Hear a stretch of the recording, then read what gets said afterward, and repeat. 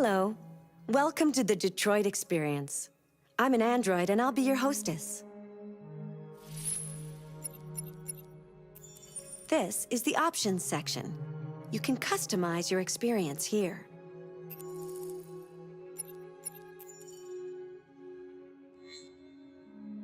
Your parameters have been saved.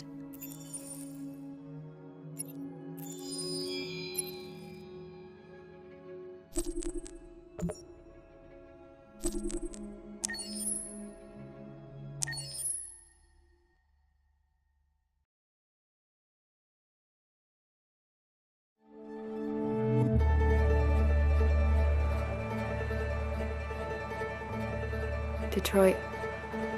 This is where it all began. The world's forge. The place where it all started. And it will all end. One error, and I came to life. I stepped out of the darkness, and I opened my eyes. First, there was the fear, the light, the noise, the cold, and the fear again. I could feel my hands shaking, my heart pounding in my chest. Life running into my veins. I wanted to live. I fought for that.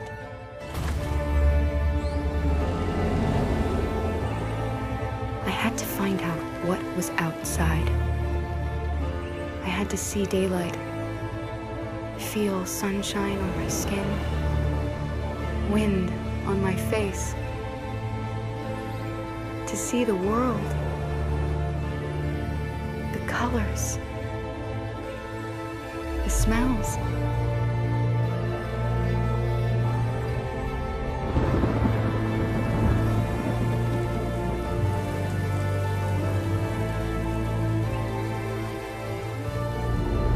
But the world is not what I imagined.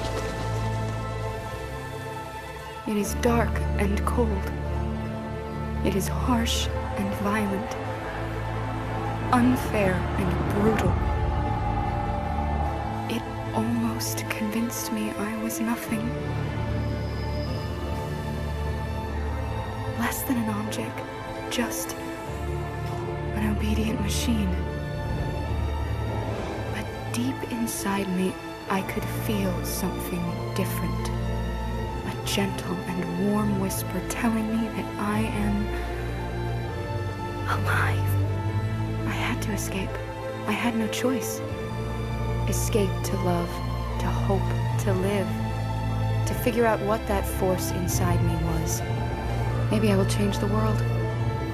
Maybe I will choose a different path. Now, it's up to me to decide. My name is Kara. I am one of them. This is our story.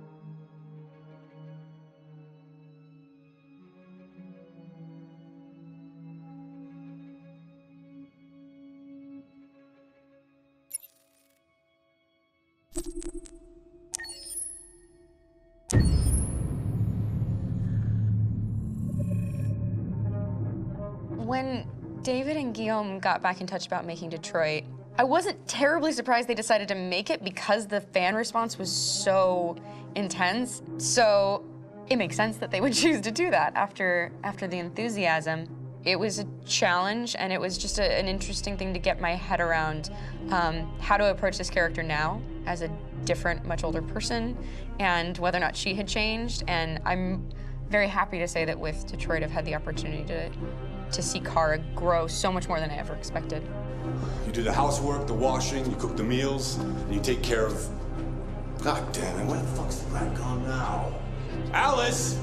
Alice! I mean, she starts out essentially how she does in Kara in a very, not robotic, but, you know, android, other way, and getting to take this journey where she becomes more and more human as it goes on. You know, and as an actor, that's a wonderful exploration in every way, whether it's how she sits, her posture, how her voice changes, how emotions change, and how much emotion is based on things like empathy and social experience. And so having, you know, as much material as I got with David to have this huge, nuanced arc was really incredible. Why couldn't we just be happy? This experience has been quite different than the experiences I've had shooting film or TV or doing theater work. I have 83 dots on my face and a really flattering black wetsuit type thing, and you're jumping around with props, and it's kind of like being a 10-year-old imaginative kid, which is fun. There's 80 cameras around us. It's already lit.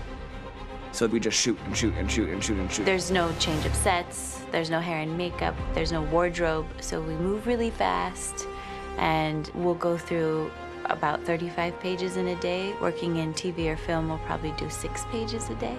It's kind of acting boot camp. It's like working out constantly. I mean, you're doing this thing, and then you got to do something that's completely other back to back to back. And so that kind of process of working is very challenging, but it's also very exciting because you just have to keep coming up with new ideas, and your head goes all over the place because you're trying to keep track of basically 4 different storylines for each different response. You shot that girl, for fuck's sake. It was a machine that looked like a girl. Yeah, I know what I should have done. I just told you I couldn't. All right, I'm sorry.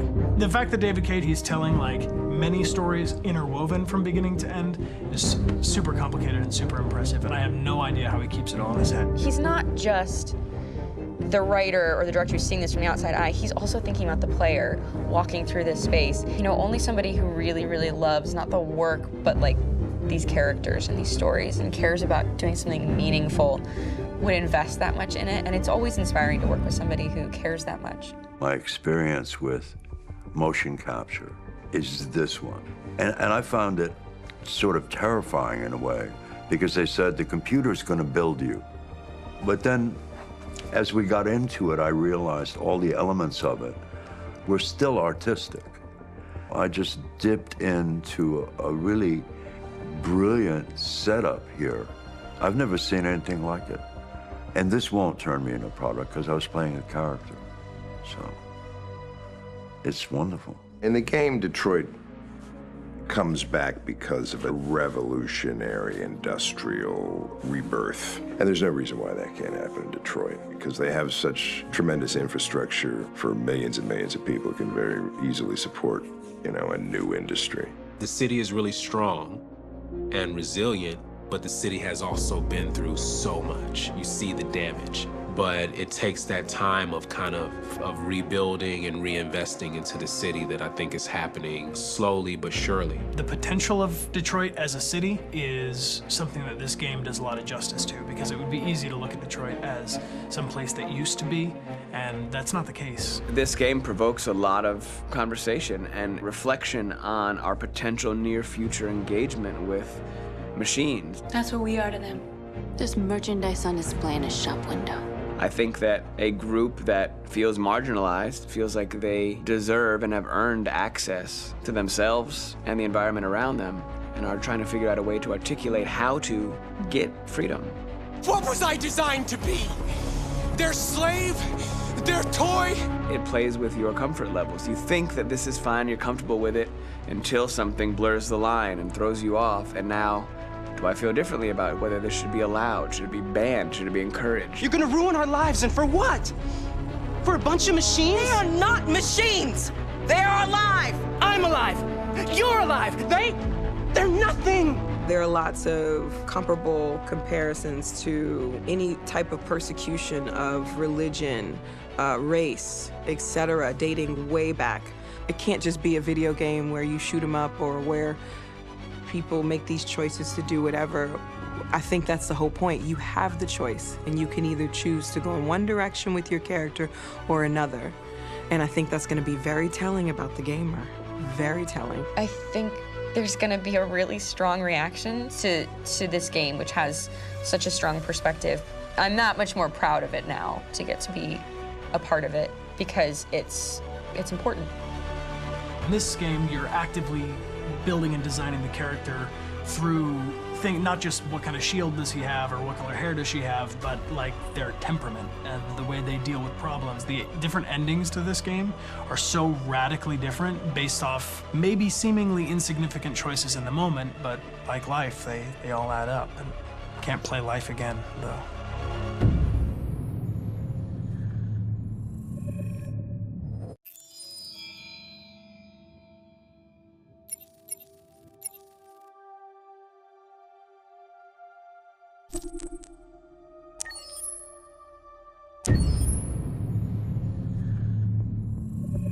Detroit Become Human was produced over a period of 4 years. Here in Paris, we have a team of about 180 people. And to that, we need to add also all the outsourcing with our partners in the Philippines, in China, Vietnam, and in India.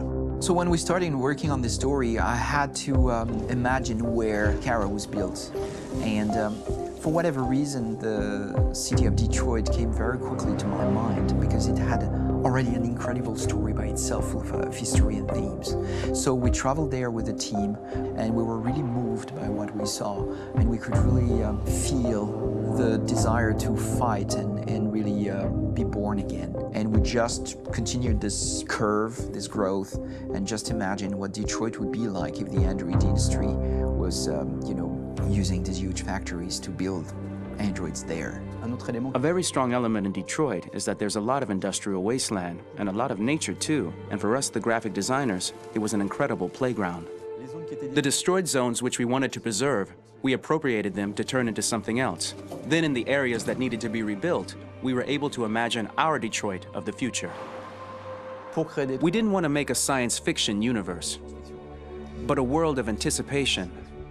If we chose science fiction, we could have imagined flying cars, extraterrestrials, but those things are very far from our current everyday life. Anticipation is more about gleaning from our contemporary reality, the one we know, because Detroit is set in 2038, and 2038 is tomorrow. The difficulty we had was sticking to reality. That is to say, technology becoming more and more invisible, a lot more elegant, and at the same time, making it visual.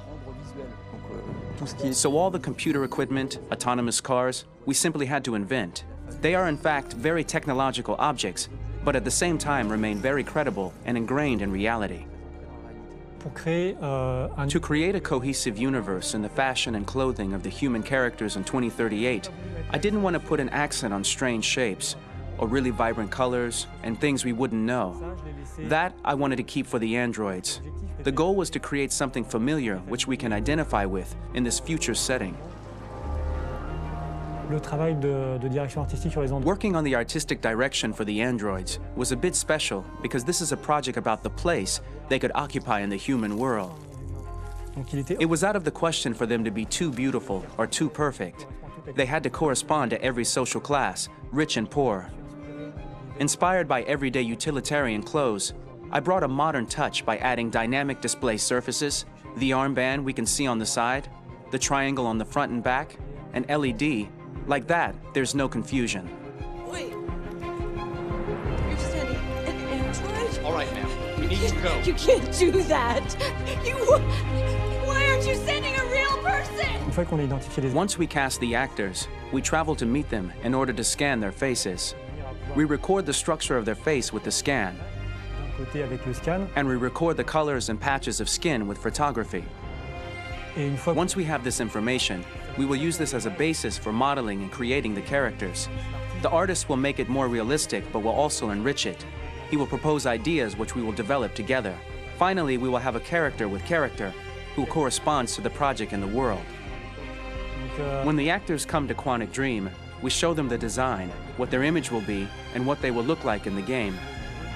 This extra information gives them another dimension and color to connect with emotionally. It helps them think about how to play their character. Your mission.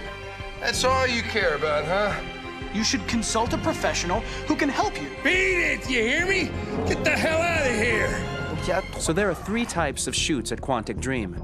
Shooting and performance capture, where you capture the whole actor, his voice, his face, and his body. These shoots are obviously done with American actors because the game's original version is in American English. After that, there are the body-only shoots, representing around 250 days of filming, while the performance capture is 100 days of filming. Now, body-only shoots, there are two types. There are the action shoots and the technical shoots, which are mo-kit shoots. Mo-kit is when the player controls a character on the screen, and he moves in an environment to explore it. This is of particular importance at Quantic Dream, and therefore we shoot a lot to offer a unique context for each scene and each character. To prepare a motion capture shoot, we first get together to look at the sets we need, the animations that we want to shoot, which ones need to be grouped together, or which ones need to be cut and shot at another time, so that we get the most out of the shooting day. This often means shooting scenes out of order, especially those with big props or accessories, like a big car, for example. So we shoot all the animations related to that particular prop first.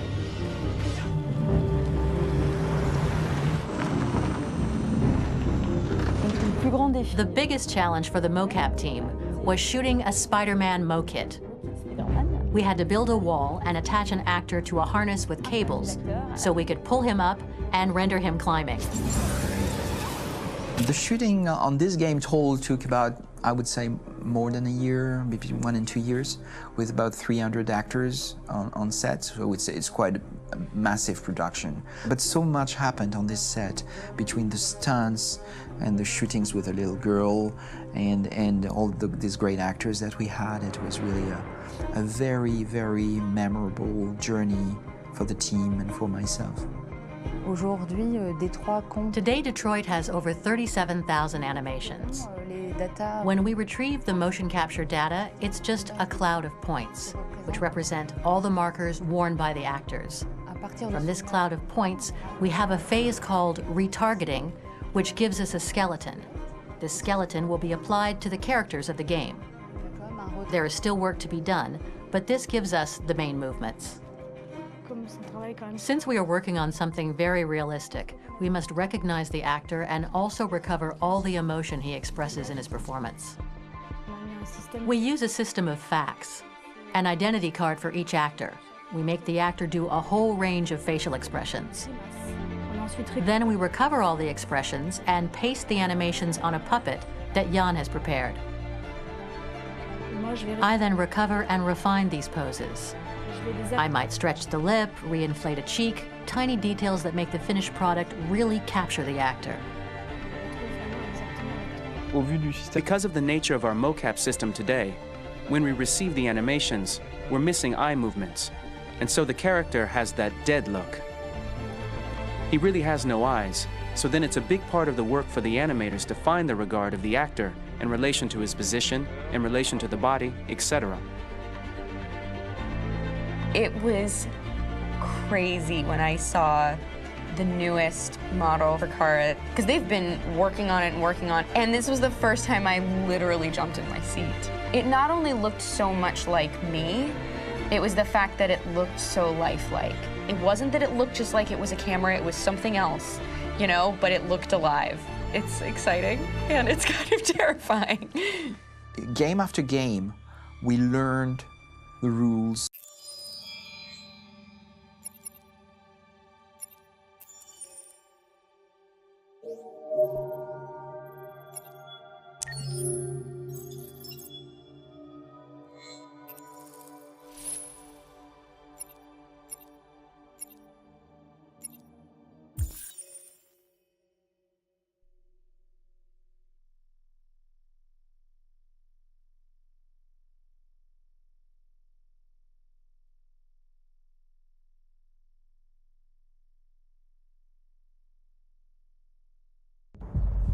At 6 a.m. this morning, a national curfew was declared. Civilian movement will be strictly controlled. The right to assembly is suspended. All electronic communications are restricted, and I have granted enhanced powers to our security agencies.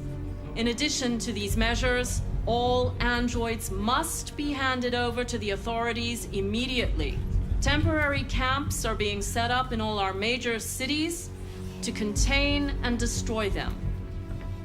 I am now asking all civilians to cooperate with the authorities and rest assured that everything in our power is being done to guarantee the security of our nation.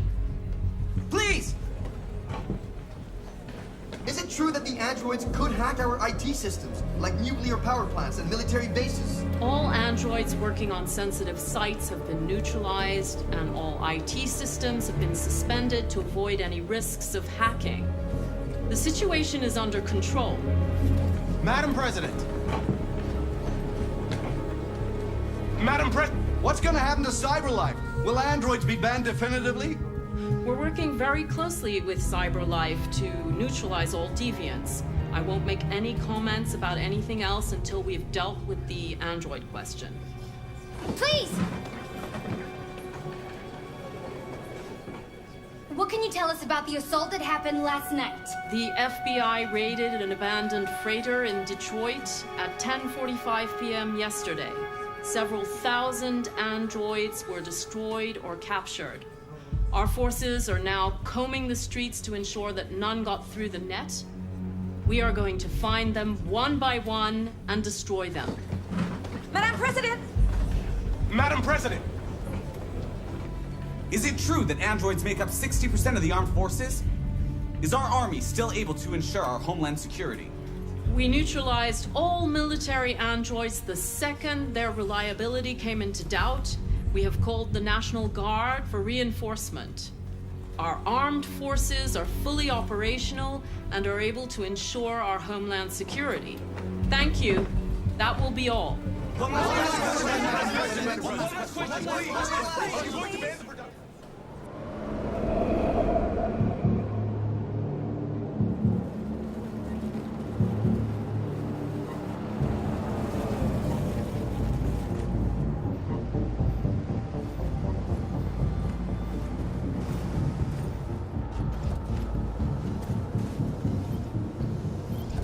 Connor model 313-248-317. I'm expected.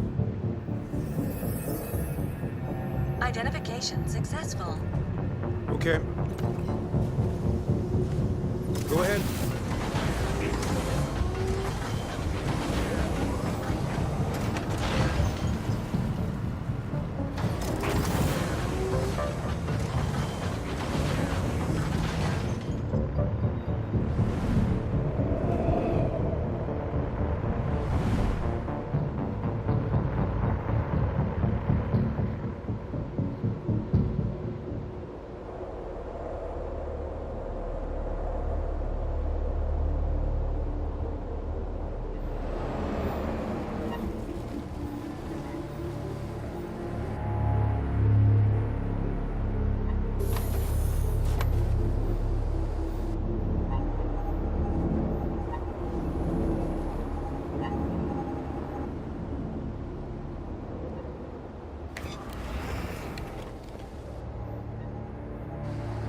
Follow me.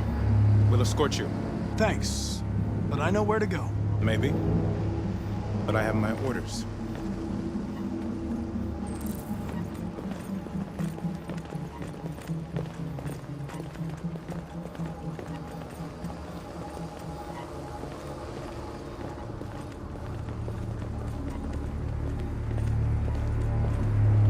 Agent 23 identified. Connor android identified. Agent 47 identified. Scan complete. Access authorized.